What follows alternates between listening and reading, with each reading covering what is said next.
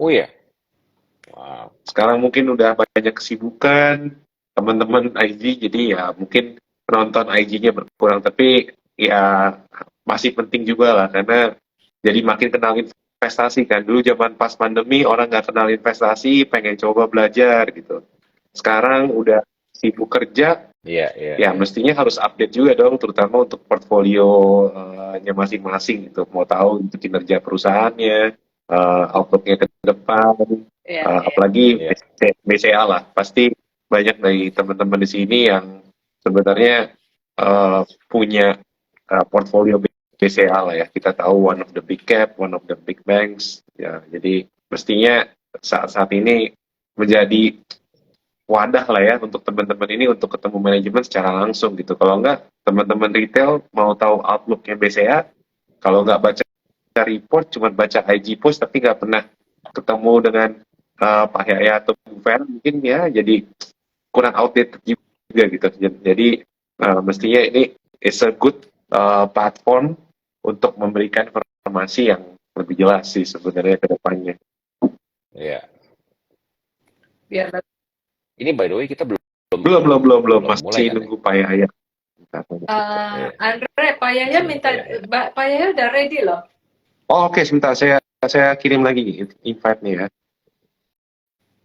Oh, nih, oke. Tadi kayaknya ke cancel. Nah, ini udah kepencet lagi nih.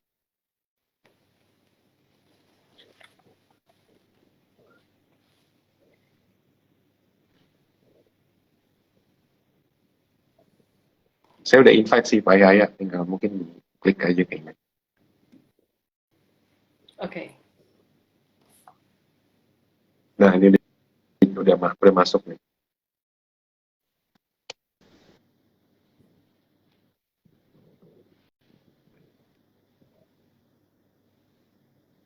Belum muncul tapi videonya.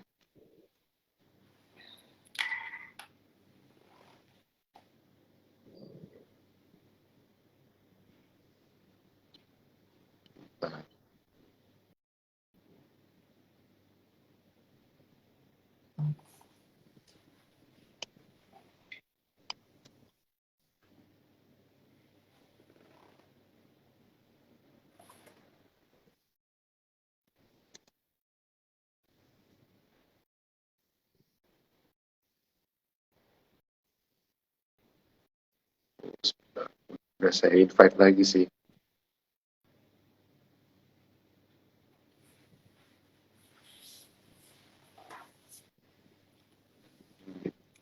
Kami coba.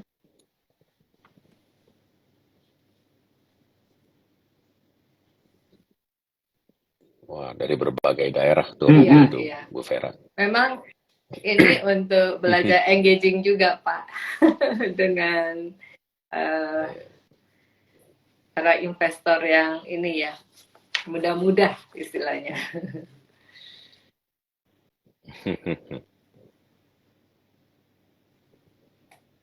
Sekalian kita sharing industri perbankan juga sih, Pak. Ya, tahun ini harusnya masih exciting ya Bu ya. Perbankan harusnya excited. Ya. Long run juga harusnya exciting sih, Pak. Karena ekonominya tumbuh terus.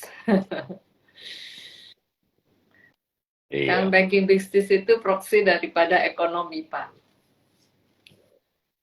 Betul. Ini baru masuk. Akhirnya. Sore Pak Yaya, Malam, malam. Pak Yos. Pak Yos, Yahya, gimana kabarnya? Sehat Pak? gimana Pak Selamat kabar? malam, Pak Baik Yaya. Pak. Udah lama sekali nggak ketemu Pak Yahya. Pak Yos salah satu bidan Wah. BCA loh, tahun 2000 ya Pak. Hebat. Iya, iya. Betul, betul.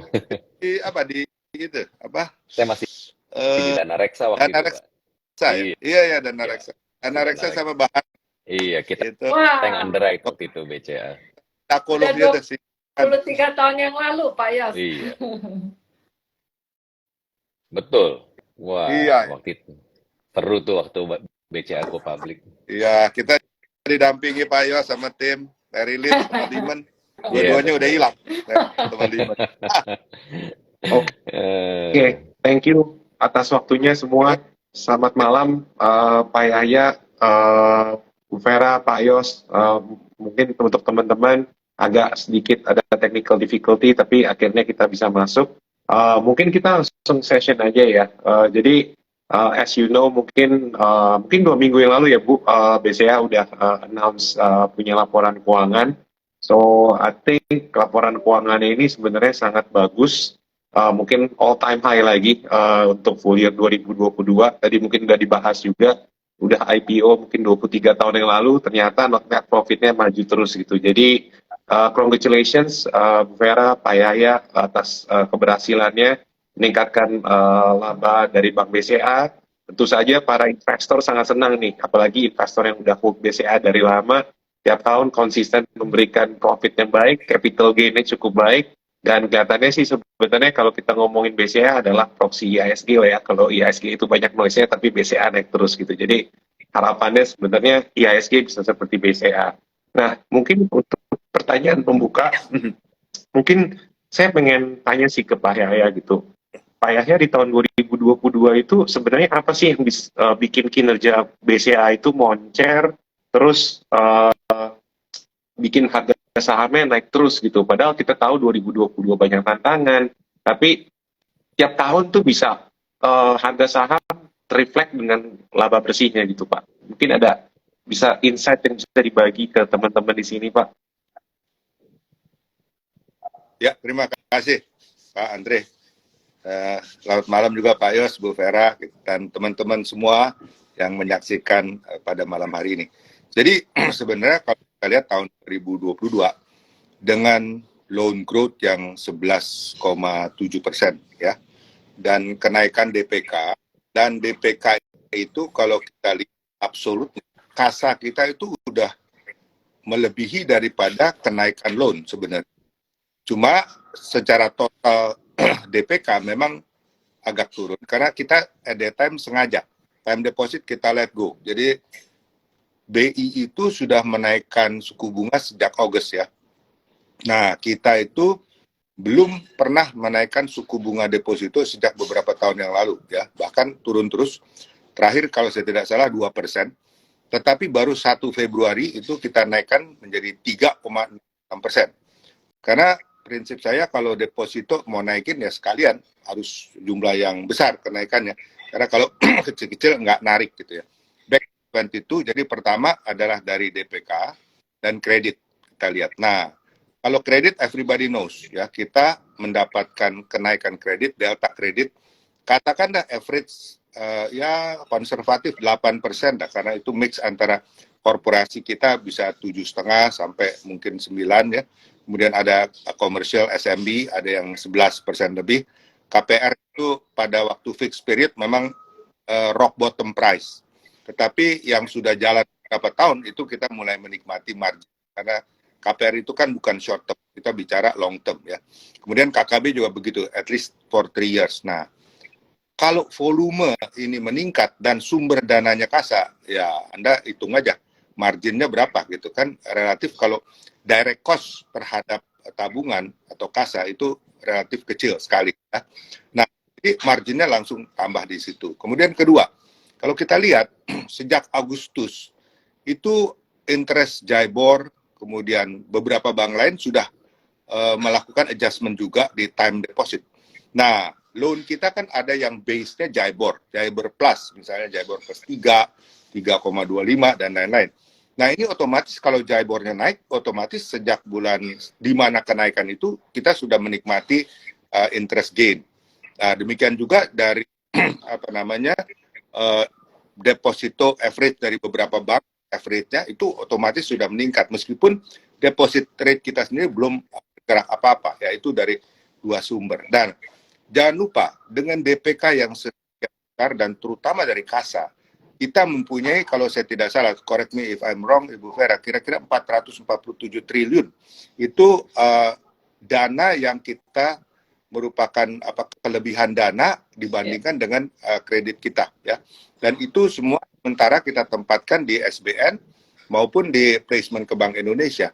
Nah, sejak di sekitar September lalu, itu sudah naik semua. Ya, jadi margin kita itu dari situ, bukan dari kita buru-buru menaikkan loan, ya, tidak sama sekali. Nah, mengalir aja sehingga kita mendapatkan profit dari situ. Dan yang tadi, jadi ini kombinasi antara liability games, yaitu dari kata yang kuat, dengan loans yang tanda petik double digit. Pak Jokowi sendiri sangat puas dengan pencapaian industri ya. Industri itu naik 11,35 tahun lalu, kita above industri 11,7. Nah itu satu ya.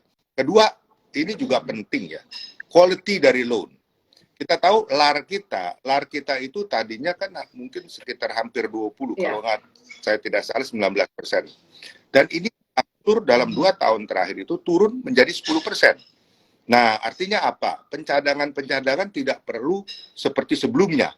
Meskipun ketentuan relaksasi, kita tidak langsung masuk kategori NPL, tetapi kita selalu menyiapkan pencadangan kalau memang debitur itu kurang bagus.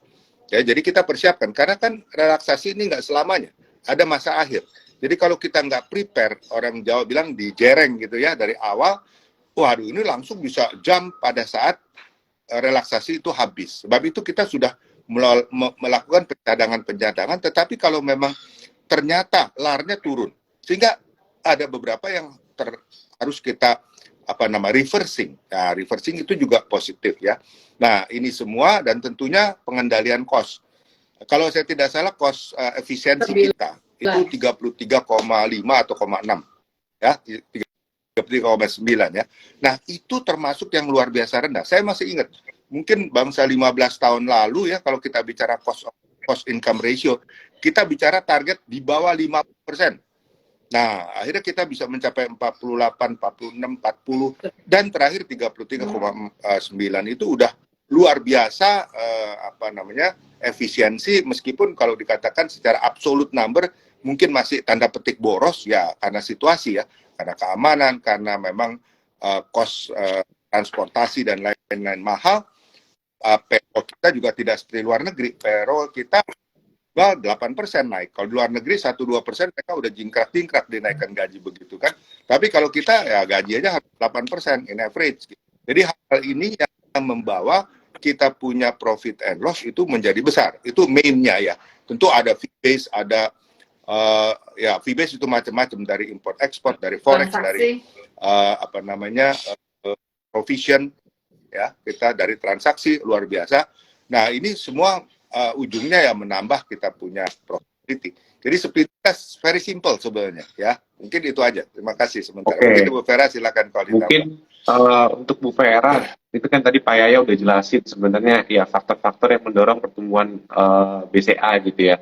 Tapi ya sebagai CFO gitu ya, pasti banyak ketidakpastian kan di tahun 2022 gitu ya. Strateginya itu gimana sih Bu? Maksudnya di 2022 ya kita tahu mungkin banyak analis yang bilang ya earnings-nya wah bakalan peak di tahun 2022 gitu. Tapi apakah ada strategi khusus dari Bu Vera gitu untuk bikin kelihatannya wah BCA 2023 masih bisa bagus ini earnings-nya? Iya, kalau bicara 2022 sebenarnya Pak Yaya sudah kasih gambarnya yang sangat komplit tadi ya. Sudah end mengenai bisnis kita. Memang di tahun lalu juga saya lihat pertumbuhan kredit kita itu mulai dari awal tahun, semester 1 dan dilanjutkan semester kedua. Jadi itulah yang membuat juga earning-nya lebih baik. Karena kalau pertumbuhan kredit hanya di ujung tahun, biasanya dampak ke profitabilitas kan tidak banyak. Nah, itu salah satu disiplin penyaluran kredit kita itu memang dari tahun lalu itu kita udah mulai fokus kuartal 1, kuartal 2 pas lebaran, habis itu kita lanjutkan di semester kedua. Dan hal yang nggak kalah penting, tadi saya mau tambahkan mengenai kredit daripada konsumen kita.